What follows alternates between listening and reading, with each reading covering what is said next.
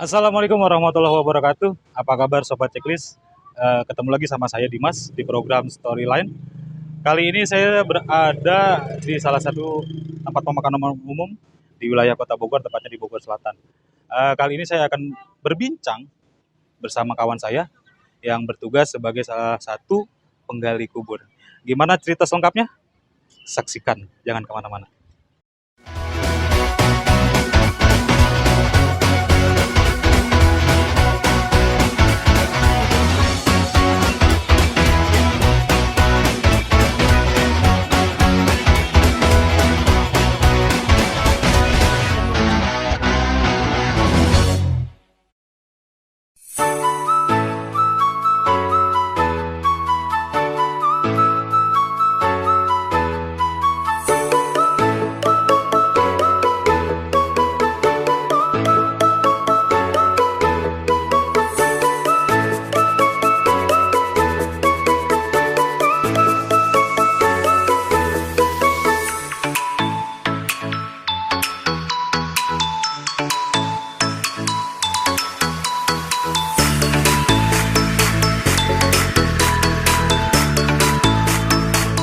Halo, Kang Mardi. Halo. Assalamualaikum Kang Mardi. Waalaikumsalam. Apa kabar nih? Alhamdulillah sehat. Mantap. Yang penting kita sehat terus. Siap, amin. Siap, silakan duduk. Kang Mardi, kita ngobrol-ngobrol sedikit aja. Kita berbincang-bincang. Kalau Kang Mardi sendiri, udah berapa lama sih menekuni sebagai penggali kubur? Ya, kalau untuk pekerjaan ini saya sih sudah bantu-bantu dari pada saat sekolah. Jadi kalau saya pulang sekolah itu tidak main, tidak kemana, tapi kita ikut bantu-bantu dengan pekerja yang ada di TPU ini. Berarti dari umur berapa tuh? Saya dari umur sekitar 10 tahunan. Dari 10 tahun, berarti hingga saat ini umur Kang Mardi Sekitar ada 30. berarti sudah sekitar 20 tahun ya? 20 tahun kita bantu-bantu di sini. Nah, akhirnya kita belajar membantu tata cara penggalian, pemakaman. Tapi memang dilibatkan langsung ya dari segi, maksudnya dari pemakaman, dari menggali hingga jenazah turun itu memang Karena kalau itu kita ada bagian-bagiannya. Oh gitu, memang ada bagian. dari petugas-petugas Ya, ini betul. yang ada memang dibagi-bagi tugas Bagi ya? tugas gitu. Ada yang memandu ahli waris atau pihak keluarga yang menurunkan jenazah, karena kalau tidak dipandu kan takut nanti posisi pada saat penurunan jenazah seperti apa. Nah, Itu yang memang harus diperhatikan. betul. Kalau suka dukanya kan sebagai penggali kubur gitu, dari sukanya dulu deh. Dari sudahnya sih saya alhamdulillah, saya sih mintanya sehat ya. Saya minta sehat kepada masyarakat Bogor karena saya bisa membantu proses pemakaman atau fardu kifayah yang dibantu kita sebagai orang muslim gitu kan. Kewajiban kita sebagai tugas juga kita di pemerintah gitu kan, membantu masyarakat yang sedang kematian adalah kematian. Kalau dukanya sendiri gimana? Dukanya ya kalau kadang pemakaman ya jadi gimana ya, Sedih lah ya, sedih lah bawa suasana suasana ditinggal gitu kan. keluarga, ditinggalkan sama orang yang disayang gitu betul ya. betul. Kalau untuk petugas sendiri yang terjun langsung ketika ada pemakaman sendiri ada berapa orang sih Kang? Kalau di TPU ini kita ada 11 orang dengan Itu 11 orang itu langsung terjun langsung tuh ketika ada pemakaman? ya, karena gini, jadi kita tergantung tugas juga. Bila mana satu hari ini ada pemakaman satu orang, nanti yang sebagian untuk penggalian, sebagian juga ada yang tugas membersihkan sarana prasarana yang ada di pemakaman. Nah, Gitu. untuk maintenance atau perawatan makam sendiri itu memang ada petugas yang khusus atau memang sama aja nih petugas penggalian sama petugas perawatan itu sama aja? Kalau itu kita dari petugas intinya itu membersihkan sarana yang ada di pemakaman. Tapi ahli waris juga ada yang menitipkan. Oh gitu, ada pada yang menitipkan langsung perawatan ya? gitu. Kalau untuk jam operasionalnya sendiri nih, kita tahu kan makam mungkin orang-orang tahu, yang orang-orang awam itu dari pagi sampai sore doang. Ya. Sebenarnya kenyataannya seperti apa sih? Kadang juga kita bila mana ada ahli waris yang pengen dimakamkan malam pun kita siap. Contoh deh yang sepengalaman Kang Mardi sendiri, makamin jenazah paling malam itu jam berapa? Itu sekitar jam 11 sampai jam 2 malam. Jam 11 sampai Jam 2 malam. jam 2 malam. Itu Iya. masih standby itu ya? Masih standby. Karena posisi jenazah itu dia warga Bogor, tapi sedang berkunjung ke sanak saudaranya di luar kota. Pada saat itu meninggal, pihak keluarga pengen dimakamkan di TPU karena berdekatan dengan rumah. Jadi begitu sampai jenazah tiba di Bogor, pengennya langsung dimakamkan. Makamkan. Sekarang gini Kang, kita ini kan masih di masa pandemi ya, Betul, atau COVID-19. betul. Pengalaman deh cerita kemarin, mungkin Akang ikut terjun langsung ya, Ya. waktu pemakaman korban-korban COVID ini. Betul. Itu pengalaman apa gimana sih? Ya kita kalau di TPU sendiri, khususnya di TPU Grade ini kan karena sudah keterbatasan lahan ya untuk masalah pemakaman COVID. Namun kita ditugaskan oleh Pemkot di TPU Kayu Manis waktu itu. Di Kayu Manis kita membantu TPU Kayu Manis itu membantu proses penggalian serta pemakaman korban COVID. Berarti sifatnya hanya perbantuan ya, Berbantuan. tapi tetap menggunakan APD kan? Ya, kita sesuai SOP kita gitu. Itu total ada berapa jenazah yang akan ikut terjun langsung ke pemakaman? Dari awal mungkin akan diperbantukan di sana hingga mungkin saat ini ya? Ya. Udah berapa tuh jumlah jenazah yang Itu kalau yang kan pada saat itu kita bergantian.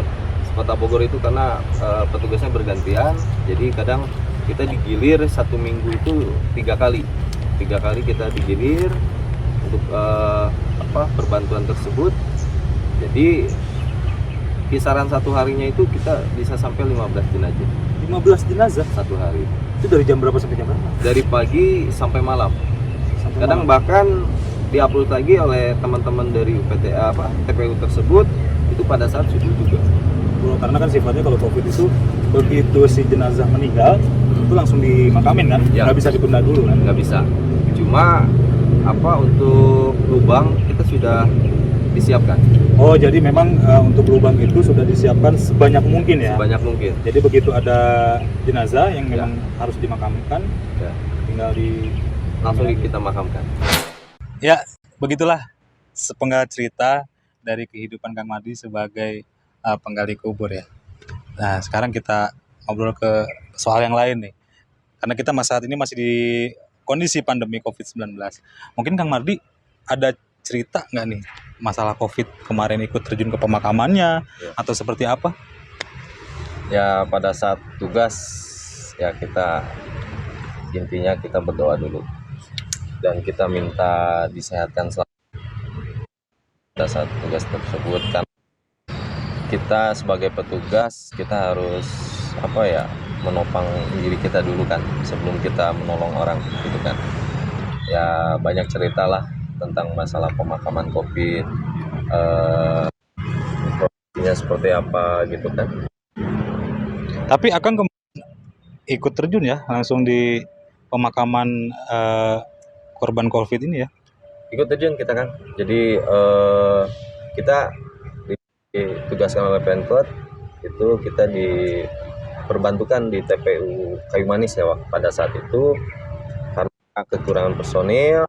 Jadi dari sejumlah petugas yang ada di Kota Bogor kita diperbantukan di TPU tersebut karena pada saat itu dari pemerintah Kota Bogor menunjuk 4 TPU untuk pemakaman COVID, yaitu satu dari Kayu Manis, kedua dari Situ Gede, ketiga TPU Muliharja, dan yang keempat bila mana yang non Islam itu kita dimakamkan di TPU Gunung Gadung maupun Cipaku.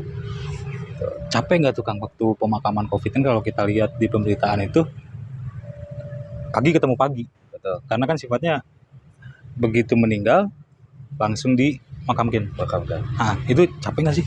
Ya kalau dibilang capek ya capek, cuma ya namanya kita sudah tugas ya harus bagaimana lagi gitu. Berarti jatuhnya standby selama 24 jam ya? Selama 24 jam kita dan digilir oleh petugas, kita bergantian.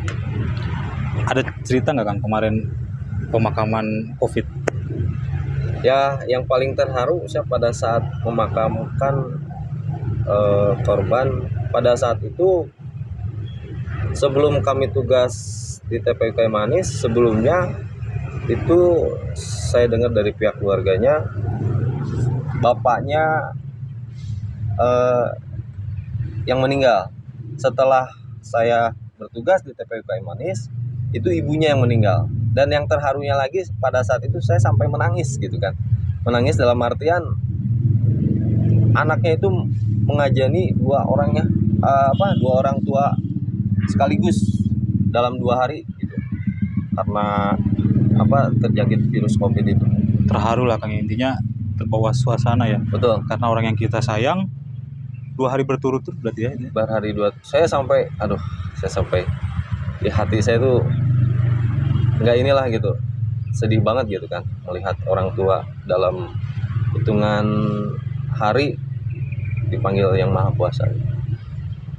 Nah, Kang, kita melihat COVID itu kan penyakit yang menular ya. Ada nggak sih rasa was-was dari keluarga waktu kemarin Akang ikut terjun langsung memakamkan korban COVID?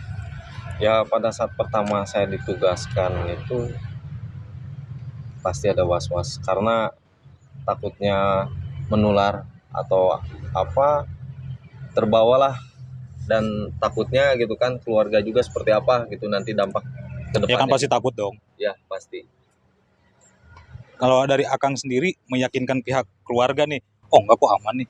Nah, insya Allah nggak akan ketular, seperti apa sih? Ya. Kalau saya sih sebelumnya dikasih pemahaman dulu kepada keluarga karena saya ini bertugas. Karena kita juga kan gimana ya, yang tadi saya bilang itu ya kita harus ini kerja ikhlas gitu kan. Modal utama. Modal utama saya seperti itu. Tapi kan walaupun kita udah pakai APD gitu kan, tapi tetap yang namanya penyakit seperti itu kan menular ya. Tapi dari pihak keluarga sih nerima lah intinya. Nerima intinya. Sebelumnya sih udah kasih pemahaman seperti itu. Tapi alhamdulillah nerima. Alhamdulillah nerima gitu kan. Ya berarti kan alhamdulillah ya dari pihak keluarga sendiri sudah paham, ngerti lah intinya tentang kegiatan Akang sebagai penggali kubur sendiri ya. Alhamdulillah. Intinya itu tadi ya, saya mintanya sehat aja lah. Modal utama juga selain ikhlas, tapi juga ada sehat. Sehat. Nah, Kang, kalau untuk menggali kubur hingga menguburkan jenazah itu ada teknik khusus nggak sih? Kan kalau misalnya kita ngelihat ya, memakamkan jenazah itu tinggal makamin udah beres. Tapi sebenarnya seperti apa sih? Ya, kalau untuk tata cara pemakaman setelah kita beres lubang ya kan langsung pemakaman dengan keluarga. Kadang ahli waris itu ada yang pengen secara penurunannya oleh keluarga ada. Terus ada lagi yang pengen dipandu oleh petugas ada. Tapi kebanyakan saya minta dengan petugas gitu kan, karena apalagi jenazah itu kan berbeda secara bobot maupun beratnya kan. Nah, betul. Jadi kadang saya sering bawel seperti itu. Kadang jenazah itu bisa sampai berat badannya sampai 200 kilo. Berat ya. Nah, terus tekniknya sendiri gimana kan buat ngegotong bawa jenazahnya itu, ngangkatnya? Pada saat kita mau turunkan ke liang lahat, kita pertama jenazah itu kita ikat dengan kain. Minimal dua bagian, di dada dengan perut, karena yang paling vital itu pada posisinya di yang paling berat ya. Yang paling berat gitu. Terus diturunin gitu Ya, dengan posisi itu kalau saya sih seringnya di bagian kepala ya, karena posisi yang paling vital di situ kan. Itu tangan kanan di bawah, tangan kiri di atas. Nah, jadi pada saat nanti jenazah itu akan diturunkan oleh pihak keluarga, kita sudah siap gitu posisinya gitu. Dan pada saat mau ke lubang lahat, itu jenazah kita harus belokkan, kita harus piringkan. Kalau tidak akan dipiringkan, kita akan terjepit oleh badan jenazah gitu. Dan pada saat penurunan sudah masuk liang lahat pun, itu posisi kebanyakan yang sering saya lihat atau ini untuk keluarga, itu kebanyakan posisi jongkok. Seharusnya itu posisi itu ruku. Jadi kita badan tidak akan terjepit oleh badan jenazah. Oh, jadi memang ada teknik khusus untuk mengantisipasi hal-hal yang lainnya ya? Ya, betul. Kita antisipasinya ya seperti itu karena apa ya? Kadang jenazah itu kan ya yang tadi saya bilang bobotnya kadang bisa melebihi, kadang tidak tahu kita eh, apa kondisi jenazahnya. Tapi pernah tuh Kang, misalnya sakit badan apa gimana gitu. Karena Ya, mungkin sibuk nih dari pagi sampai sore, ada berapa puluh jenazah yang dimakamkan tuh sakit badan apa gimana pernah? ya paling sakit-sakit biasa lah. Kita paling sesudah aktivitas maupun kerja ya kita cari lokasi yang buat sambil istirahat lah, sambil ngopi gitu. Sambil menunggu aktivitas atau penguburan atau ada pemakaman dan lain-lain. Kang, selain gali kubur, kegiatan Akang sendiri tuh apa aja sih? Saya alhamdulillah kegiatan eksternal saya ini saya di Kota Bogor maupun wilayah Bogor itu saya ikut kegiatan sosial di Tagana. Wah, luar biasa. Berarti Akang selain menguburkan, tapi ikut relawan juga ya? Ya, kadang kan maaf, kadang kebanyakan orang kan jarang ada yang mau atau terjun, apalagi bersentuhan dengan para korban. Apalagi kadang juga kita ada laporan dari masyarakat maupun aparatur wilayah meminta bantuan untuk pengangkatan jenazah korban kecelakaan. Kadang ada yang penemuan jenazah yang sudah kondisinya tidak wajar lah seperti itu karena apalagi yang sudah berhari-hari kondisinya. Apa sih Kang yang melandaskan Akang apa ya? Pengen gitu loh. Kalau saya tuh pengen jadi relawan. Itu apa sih? Ya saya intinya ingin membantu gitu. Sifat saya seperti itu gitu. Jadi saya pengen aja membantu gitu. Selagi saya bisa ya saya lanjutkan seperti itu. Berarti luar biasa ya, selain bertugas sebagai penggali kubur, tapi akan ikut atau masuk juga di organisasi relawan yang ada di Kota Bogor ini ya. Siap. Kang, selain tadi 2 kegiatan itu, kegiatan Akang yang lain ada nggak? Ya alhamdulillah saya punya keterampilan, saya punya UMKM juga, usaha itu di bidang tanaman hias. Luar biasa, berarti Kang Mardi ini salah satu pengusaha tanaman hias nih guys nih. Luar biasa. Alhamdulillah saya. Itu jualannya di mana Kang? Saya kebetulan pada saat ini saya menggunakan lahan ya, ada sedikit lahan yang masih kita gunakan, itu masih di lokasi berdekatan dengan kerjaan saya gitu.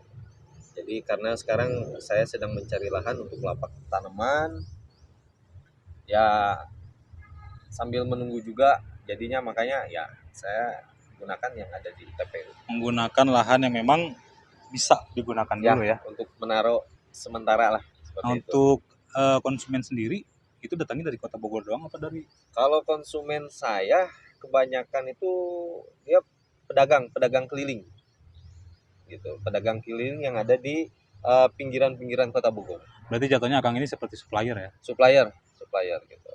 Kadang kita pun bertani tanaman, ada juga kiriman dari luar daerah juga gitu.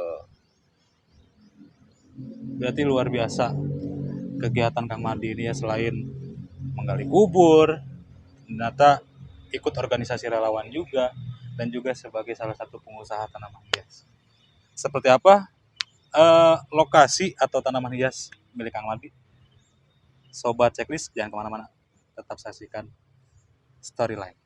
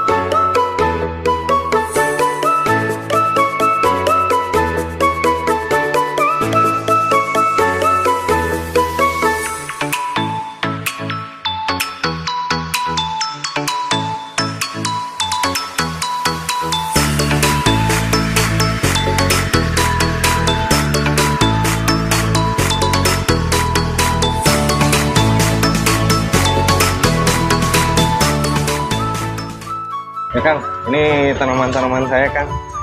Ya alhamdulillah lah sedikit-sedikit kan buat tabungan, buat kegiatan-kegiatan saya gitu Kang.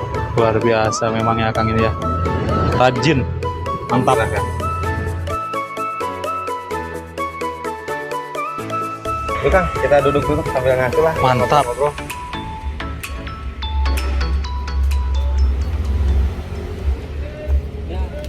Oke Sobat Checklist, sekarang saya sama Kang Mardi udah ada di lokasi atau saung ya. Tempat Kang Mardi beraktivitas selain tadi penggali kubur. Tapi Kang Mardi ini adalah salah satu pengusaha tanaman hias. Tapi sebelum ngobrol lebih jauh nih, Kang Mardi saya izin ngerokok ya. Siap, silakan. Biar kita ngobrolnya Mantap. makin asik. Mantap. Kang, boleh diceritain sedikit nggak nih? Ide atau inspirasinya Kang kenapa sih bisa usaha tanaman hias ini? Ya, awalnya sih saya sama kakak. Kakak kebetulan kan profesi di kontraktor ya, dorong di salah satu perumahan. Nah, pada saat itu beliau nanyain, kamu bisa gak bikin taman gitu kan? Ya, saya terinspirasi. Taman itu kan suatu keindahan, Betul. gitu kan, suatu keindahan yang enak dipandang gitu dari segala arah tujuan lah seperti itu. Kalau jenis tanamannya nih Kang kayaknya banyak banget ya. Itu jenisnya apa aja?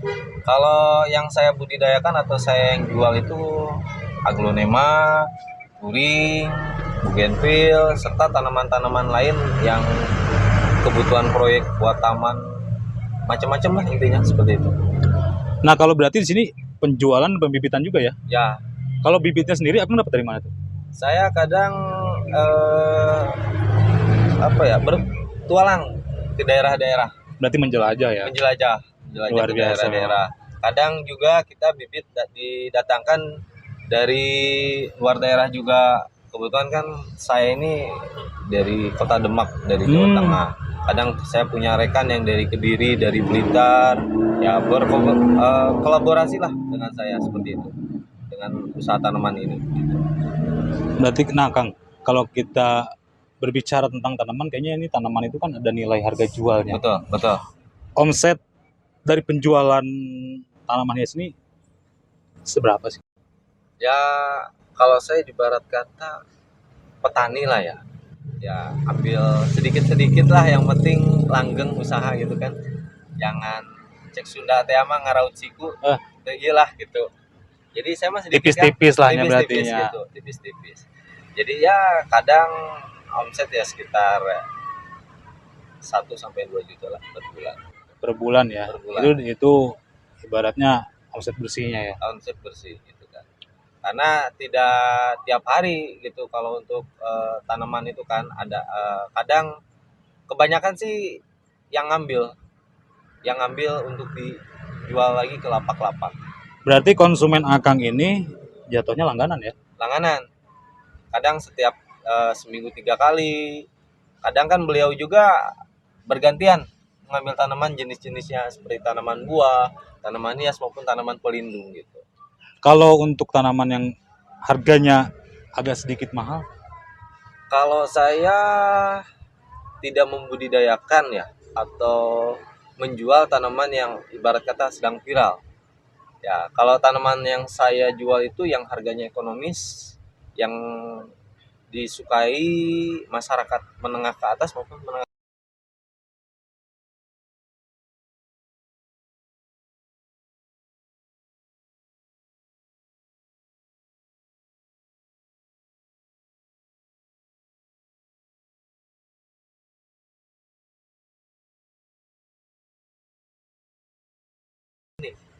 Ada yang sistem cangkok maupun ada sistem stek.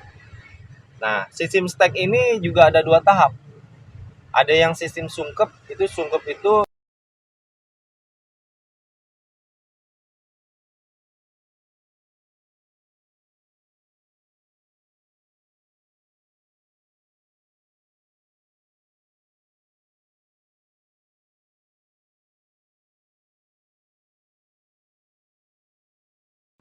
nah, sudah tanaman atau bibit kita sudah tanam, Lalu kita tutup dengan plastik UV, plastik untuk proses penyungkupannya itu. Jadi lembab.